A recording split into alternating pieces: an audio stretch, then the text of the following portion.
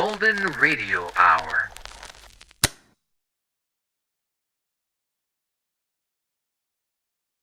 Wait a minute. Have you heard the strange tales of the Whistler?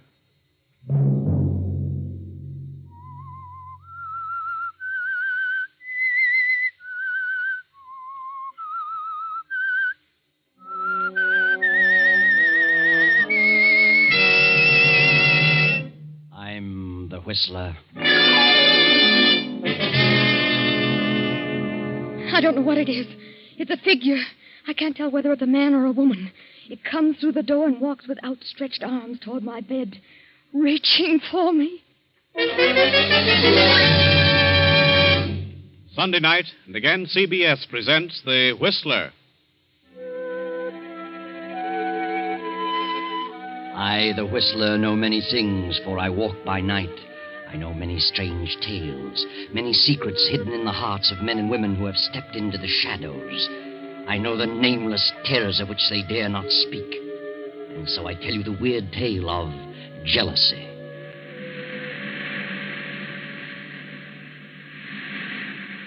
At the edge of the cliff overlooking the sea sits a gray stone mansion, weather-beaten by the storms of several decades. To this mansion, Gilbert Durant brought his bride, Lucia. That was 4 years ago. Gilbert and Lucia were quite happy until last year, when Lucia's half-sister, Beverly, came to live with them. And gradually, something began to happen. At first, Lucia realized that Gilbert's ardor was beginning to cool. He became more absorbed in his writing. Then she felt the cold clamminess of the stone structure almost creep about her and clutch her. Fear grew in her mind, a fear that nearly took her breath. It is evening now, and Lucia, having excused herself at dinner, tosses on her bed in a fretful sleep. No. No. Don't. Get away from me. Ah! No. What's wrong? Benton, come in. What wrong? Why were you screaming? Benton, I must have been dreaming. It was horrible. You're white as a ghost. You're shaking like a leaf. Yes, I know. Oh, Mrs. Benson, I can't stand it. It's driving me mad. That makes the 4th or 5th time I've dreamed the same thing. The same thing in every detail. I've never heard you scream before. It always comes a little closer to me. Tonight, it almost reached me. It? What do you mean? I don't know what it is. It's a figure. A human figure. But I can't tell whether it's a man or a woman. It comes through that door and walks slowly across the room with its arms outstretched, reaching for me. Are you sure you were dreaming? Oh, now that I think of it, it isn't like a dream, an ordinary dream. Its reality seems to carry over even after I'm awake. Oh, that's what's made you so ill. This dream, if it is a dream, means something? Is that what you think? It's a premonition? Perhaps. What time is it? 9 o'clock. Where's Gilbert? Your husband went horseback riding over an hour ago. Your sister went with him. Beverly? Why didn't he ask me to go? Well, you know you haven't been feeling very well lately. Oh, yes. Yes, of course. Well, if you're feeling better, I'll go back to my room. Oh, yes, I'll be all right. Good night. Good night, ma'am. Beverly. Gilbert and Beverly.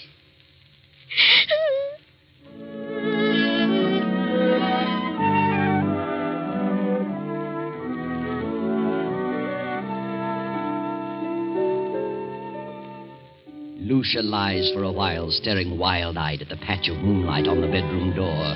And finally she drops off to sleep. Then as the clock strikes 10:30, the door opens slowly, silently. A figure steps into the room and moves noiselessly through the moonlight to Lucia's bed and stands staring at her. Suddenly, Lucia opens her eyes. Gilbert, don't. Lucia, what's wrong with you? What are you doing in my room? Why, I just wanted to know how you felt. How long have you been standing there? Oh, just a few seconds. Oh, I was dreaming, I guess, and when I woke up, you startled me. Why were you yelling, don't? I don't know. I haven't the slightest idea. I talked to Dr. Hanby about you today. Told him you were run down, and he suggested I get a tonic for you. I'll drop in at the drugstore on my way home tomorrow evening. A tonic? Yes. What is it? Oh, I don't remember. Something in strychnine. Strychnine? Yes, he said it would give you an appetite. Where have you been, Gil? Oh, I've been riding. Nice moonlight night. Very pleasant. Did Beverly enjoy it? Yes, she's an excellent rider. I've decided to buy that filly from Thompson. Going over there tomorrow afternoon. Beverly going with you? Yes, she's a good judge of horseflesh. Why? Nothing. I just asked. Well, good night, Lucia. See you at breakfast? Yes. Good night.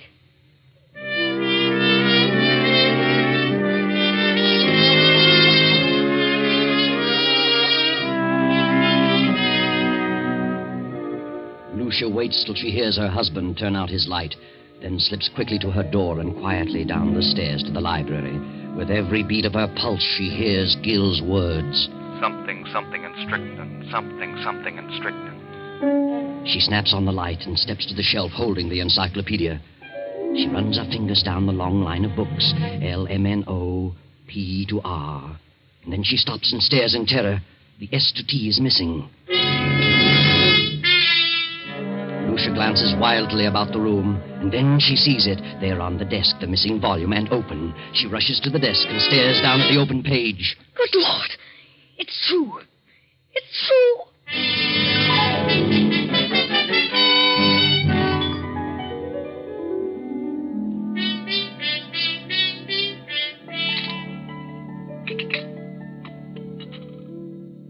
I'll tell you what, Beverly. I'll leave the deal entirely up to you. Up to me? Oh, Gil, that's not fair. Why not? Well, suppose she turns out to be a lemon. I don't think she will, because you're going to have the job of training her. Oh, you certainly flatter me. Not in the least. Oh. Good morning, Lucia. I just realized what time it was. We'll be leaving in a few minutes. Yes, it's 9 this very minute. I better step on it. More coffee, Beverly? No, thanks. How do you feel, Lucia? Why, better. Much better. You better eat something. No, I can't. At least some coffee. Yes, I'll have some coffee. I've got to run. See you later, Lucia. Yes, Gil. And I'll see you this afternoon at 2, Beverly. Yes, I'll meet you in town at 2. Oh, Gil, don't forget Lucia's medicine. I won't. Goodbye, Lucia. Are you meeting Gil in town, Beverly? Yes, he wants me to decide on that filly he's interested in. Where did you learn so much about horses? Well, it seems to be natural. Why don't you get interested in horses, Lucia? Why should I? What are you interested in? Well, I'm interested in a few things. My husband in particular. You don't act interested in anything. Really? If you'll take my advice, you'll snap out of this coma and get some pep. Does Gil like women with pep? Well, no man cares about a woman who sits around and mopes. I think you're a hypochondriac. Do you? You should do something about it. I intend to. I intend to do something about it. I'm glad to hear it. Get out and do things. Play games, golf, tennis, swim, and ride. Maybe this medicine will fix you up. You know all about it, do you? What is it? Oh, I don't know. It's a tonic, a builder-upper. I wish I could believe that. At least you can try it. It won't hurt you. No? I wonder.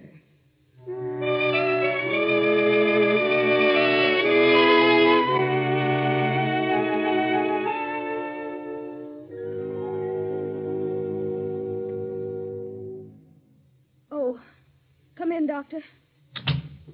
Yeah, Lucia. Why'd you call me out here? What's wrong? I just couldn't make it into town. Oh, it can't be as bad as that.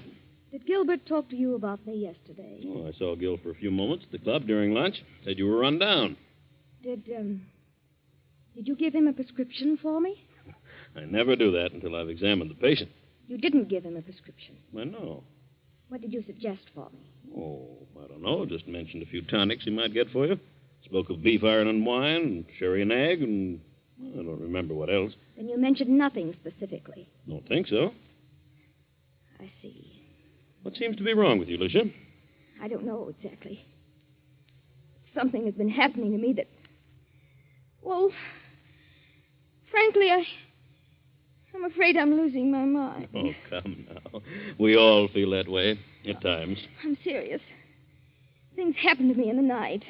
What sort of things? First, I thought they were just nightmares. But when you have a nightmare, you wake up and the fear's gone. You realize the truth.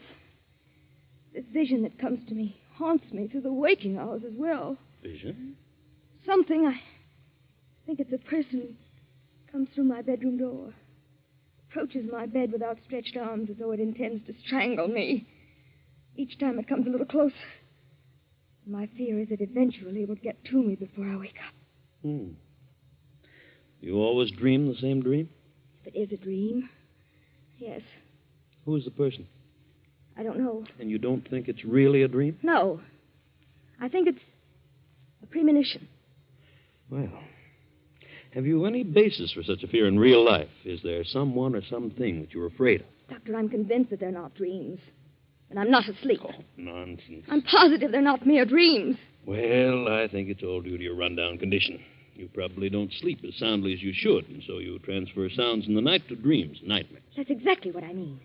If I'm only half asleep, I may be transferring actual movements and sounds into dreams. In other words, if someone slams the door in the night, I may half hear it and attribute it to a dream. Yes, go on. And perhaps I'm not dreaming. I think you'd better come into town and have a thorough physical.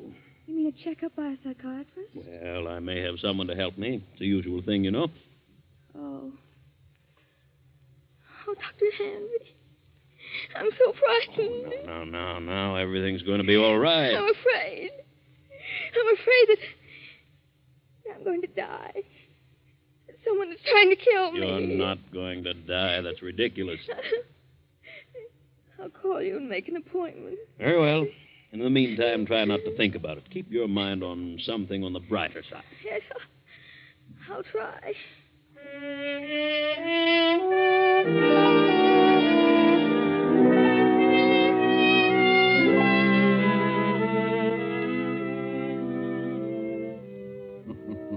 Yes, try, Lucia. Try hard to keep your mind on something brighter. But you can't, can you? That awful gnawing of jealousy and fear occupy every moment. Gil and Beverly, Gil and Beverly. How could they do such a thing? Then, as the afternoon fades and dusk sets in, there is a knock at Lucia's door. Are you asleep, Lucia? No, I'm not asleep. How are you feeling? I seem to have developed a headache. Have you eaten anything today? No, I didn't care for anything. Well, this will help them. Better take a dose now. I'll measure it for you. What is it? Why, it's the tonic. Did Dr. Hanby prescribe it? Well, yes. Yes, he did. Where's Beverly? Down in the library. Did you buy the horse? Yes, Beverly thought you was a fine animal. I didn't know Beverly knew so much about horses. She's a horsewoman after my own heart. Is she? Rides like the wind, too. She had intended to go home tomorrow. She's staying on? She's got to. I wouldn't think of her leaving now. Why not? Well, for one thing, she's going to train the horse. And what else? Why, nothing else. Here, take this. It's a little bitter, but you'll get used to it. Gil. Go ahead. It won't hurt you. I don't want it. And why not? It has poison in it.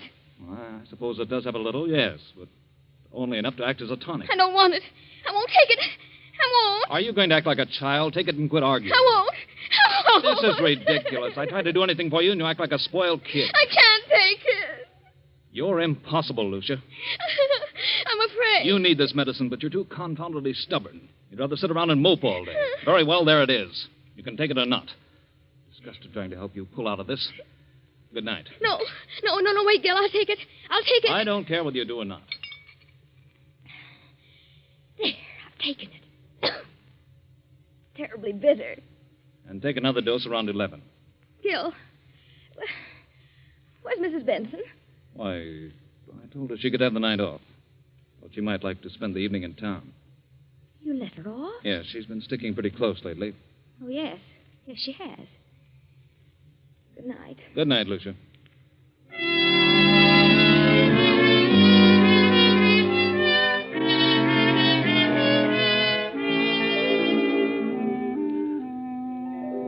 What's wrong, Gil? You look upset. I am. Lucia didn't want to take it. No? Why not? She's afraid of medicine. What are you going to do? She finally took a dose of it. If I know her at all, she'll never take another drop. Well, she's got to take it, Gil. You've got to figure out a way to make her take it. It can't be disguised. It's too bitter. Try something else. I'll try and coax her into it again. Isn't there something that tastes more pleasant, or something that you could put in milk or orange juice? I don't know. Well, I'll find something. Of course you will. You've got to. I think Mrs. Benson is the cause of her dislike for medicine. She's keeping her upset. I'm going to let Mrs. Benson go for 2 or 3 days, and maybe something can be accomplished. I'll speak to her now. Well, Benson, what are you doing standing here in the dark? I was just going upstairs to see if Mr. Durant wanted anything before I went out. I see. Oh, by the way, I'm staying home for a couple of days, and I thought that since you've been staying so close to the job, you'd welcome a few days' leave. Leave? Why, yes, but Mrs. Durant may prefer that I stay. I think you'd better get a little rest yourself. You needn't come back till Friday. But I don't need a rest. You come back Friday. Yes, very well, sir. I'll run up and see her before I go.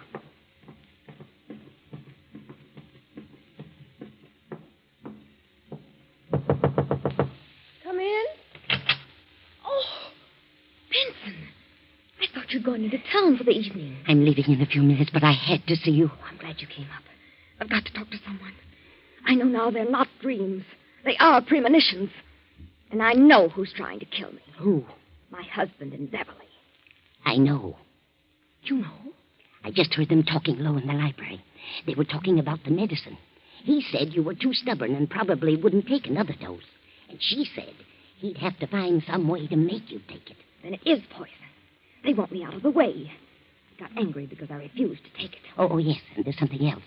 He just told me that he would not be going into town for several days and told me not to come back here till Friday. Good Lord.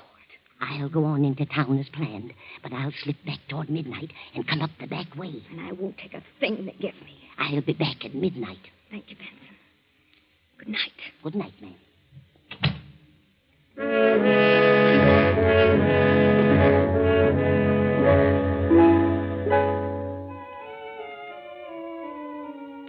A few minutes before 12, Mrs. Benson returns to the mansion. No lights are burning, so she makes her way quietly through the back entrance, slips up the stairs, and taps lightly on Lucia's bedroom door. Mrs. Durant. Mrs. Durant. Then she turns the knob, opens the door, and snaps on the light. Mrs. Durant, are you here? Then Benson steps quickly toward the bed. The bed is empty, but a horrible sight meets her eyes. Blood. Blood all over the bed. They've done it. They've murdered her. Give me the police department.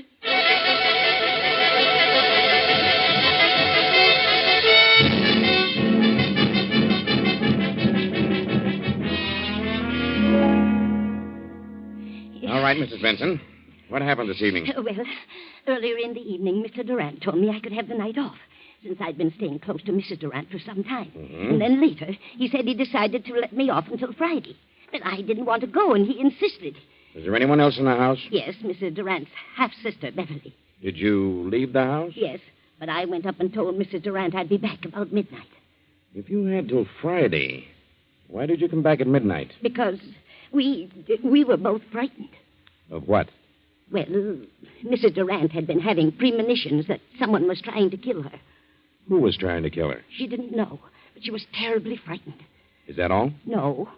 Her husband tried to get her to take some medicine he had brought home. She refused, and he got angry. How do you know he was angry? I heard him talking about it to Beverly. They were in the library. And he told Beverly that Lucia was very stubborn. And Beverly said that he'd have to think of some other way. Did Mrs. Durant suspect her husband and Beverly of trying to do away with her? Yes, she did. She was convinced that Mr. Durant and Beverly were in love and wanted her out of the way. So you came back tonight because you anticipated that something was going to happen? Yes. The house was dark, so I came up the back stairs, knocked on her door, and when I got no answer, I came in, turned on the lights, saw she was gone, and then I saw the bed all covered with blood. She wouldn't take the poison, so they did it another way. That's what they planned in the library. Where are they now? Any idea?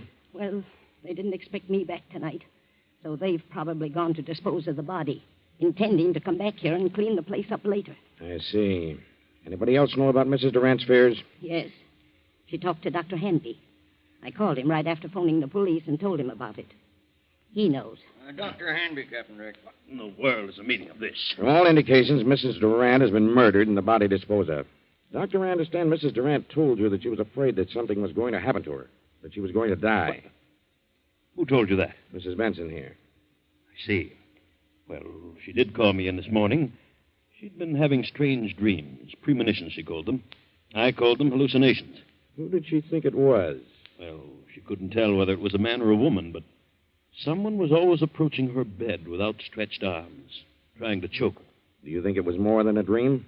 Well, she was a sort of hypochondriac. I asked her to come into town where I could give her a thorough examination. I didn't take her story too seriously, but, well, this certainly puts a different slant on the entire picture. Yes, we haven't found the body. I have men out searching now. We'll find it. Well, here's Mr. Durant and his sister-in-law. They found him about a half-mile down the beach. How are you, Durant? What in the world goes on here? Oh, what's wrong, Doctor? Take a look at that bed.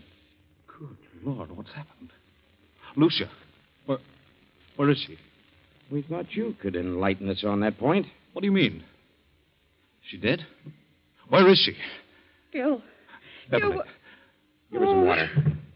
She'll be all right in a minute. But what's happened? We think your wife has been murdered. Murdered? What are you doing here, Mrs. Benson? I thought you were gone till Friday. Why did you tell her to go until Friday? Why, I thought she needed a rest. She's been having long hours. Where is Lucia? Where have you and your sister-in-law been? Why, I slept upstairs and saw Lucia was asleep, so we decided to take a little ride down the beach. It was still early. Didn't take anything with you? Certainly not. What do you mean by that? What would we take? I don't know. I just asked. Did you two try to get Lucia to take some medicine? No. Wait a minute, Beverly. That won't do any good. Yes, we did. She was run down and needed a tonic, but she refused to take medicine. Why did she refuse? I don't know. Maybe she was afraid of being poisoned. That's ridiculous. Why should I want to poison her? I loved Lucia. How long has your sister-in-law Beverly been here with you? Why, I don't know. It's quite some time. Just a minute. Are you inferring that Gil and I'm not inferring anything. I'm merely asking questions. Well, whoever suggested such a thing is lying. Why, Gil and Lucia... Just a moment, Beverly. Mrs. Benson, what have you been saying? What did you tell them? I told them the truth. You think I planned to kill Lucia? Is that it? Yes, you and this woman. Why, that's You ridiculous. tried to get her to take some medicine. She knew you were in love with her sister, and you were trying to poison her. When did she come to that conclusion? She had premonitions. That means nothing. And besides, I heard you talking, you and Beverly, planning the whole thing. What? She's out of her I mind. heard you, I tell you. When you realized Lucia wouldn't take the medicine, Beverly said you'd have to think of some other way. Some other way to what? To get rid of her. What else? This is the most amazing thing I ever heard of. Dr. Hanby, you know better than this. Do you think I had a reason back of wanting to know about various medicines? No, I didn't. Not at the time, but now... Now what? Well, I'm sorry to say it all adds up to something suspicious. Seems more than just coincidental. Do you think I killed Lucia? Well, look about you. Look at the room. What else am I to think? What was the tonic you tried to give your wife? It had strychnine in it. That right, Durant? Why, yes. It was one of the things Dr. Hanby mentioned. It was iron, quinine, and strychnine. Did you mention that, Doctor? Well, I suppose I did. It's a commonly known tonic. Did you add anything else to it, Durant? Certainly not. How about it, Sergeant? What's the report? Why, the bottle contained iron, quinine, and strychnine, and a heavy content of arsenic. Arsenic? But it isn't possible. I put nothing in it. Where would I get arsenic? Well, it was in there just the same. Good Lord, Doctor, it isn't true. You know it isn't. I hate to say it, Gil, but the evidence looks bad for you. Benson knows what all this is about. She's lying. She knows Gil wouldn't do such a thing. She's back of it all. Why? I don't know, but believe me, I'll find out if I have... That'll do. Under the circumstances, I think you'd all better come down to headquarters so we can keep you separated. Come on. And no more talking.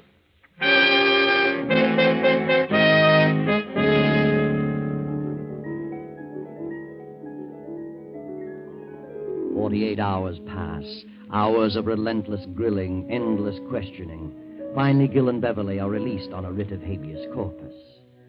Now weeks have gone by, and Lucia's body has not been discovered, and so the district attorney is forced to make a public announcement that in spite of the apparent evidence, no murder charges can be preferred against Gil and Beverly due to lack of corpus delicti, the failure to produce Lucia's body. Now Beverly and Gil are in the library. Beverly, I want you to know how wonderful I think you've been, the way you've stuck right beside me through this thing. I know it's been a trial for you, and, well, you're one girl in a million. Thanks, Gil, but it isn't over yet. They won't stop their search for Lucia's body, and if they find it, we haven't a chance. I know, but what can we do about it? Well, why couldn't we leave the country? Together? Not necessarily. They'd be sure to follow us. We could go separately in different ways, and... And meet someplace later on? Is that what you mean? Yes, that's what I mean. That seems a bit mad. That would equal an out-and-out confession. But, Gil, if they find Lucia's body, we haven't a chance. It's too strong against us. We never could come back, Beverly. Oh, what of it? I don't want to die, Gil, and I don't want anything to happen to you. Beverly, I don't know what to say. I'm frightened, Gil. I can't stay here with such horrible fear hanging over me. I'll go mad. If you don't go, then I will. I'll leave tonight. Please, Beverly, I need you more than ever now. Please don't go. Don't worry, Gilbert. She won't leave you. Lucia. Good Lord. I won't let her leave you. I'll see that you both go together and stay together for a long, long time. Lucia, what does this mean? We thought you were dead. Disappointed, are you? Where have you been? What happened to you? You're coming to that. You thought I was dead. Well, I'm not. I'm live enough to pull this trigger. I've been behind those drapes, and I heard every word you said. Now I know you're in love with each other. Now I know you wanted to do away with me. In love? With Beverly? From the day she came here. She took you away from me. I did not. We never thought of such a thing, never. It never entered my mind. Why do you lie about it? You do love her. Why don't you admit it? I love Beverly. Yes. You certainly have a vicious mind, Lucia. For the first time, I see you for what you really are. I never even thought of such a thing. But now that you mention it, I realize the truth. Yes, I do love Beverly. Gil, don't. Why shouldn't I? And it's Lucia's fault. She's the cause of it. A suspicious-minded devil. She let her imagination run away with her. She built this thing up, and now it's boomeranged on her. Oh, what a mess you've made of things, Lucia. You mean you and Beverly, you didn't plan? Certainly not. You must have been out of your mind. Oh, Gil. Gil. I thought... I was sure. Oh, Gil. I'm sorry, Lucia, but that's the way it is. And you've no one to blame but your own miserable self.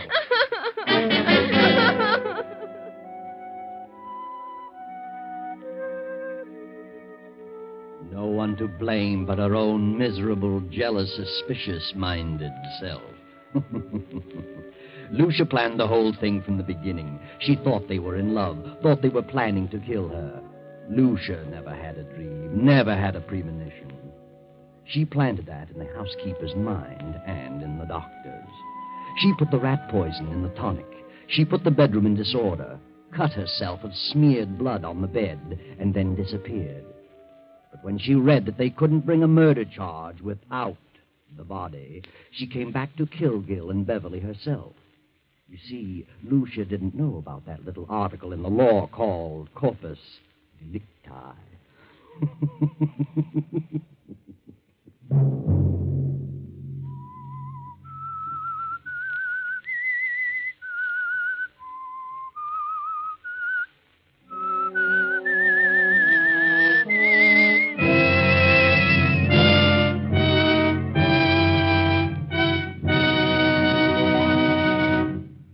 CBS has presented The Whistler. Original music for this production was composed and conducted by Wilbur Hatch. The Whistler is written by and directed by J. Donald Wilson and originates from Columbia Square in Hollywood. Next Sunday, 9:15. I, the Whistler, will return to tell you the eerie tale of Back from Beyond. Good night. This is the Columbia Broadcasting System.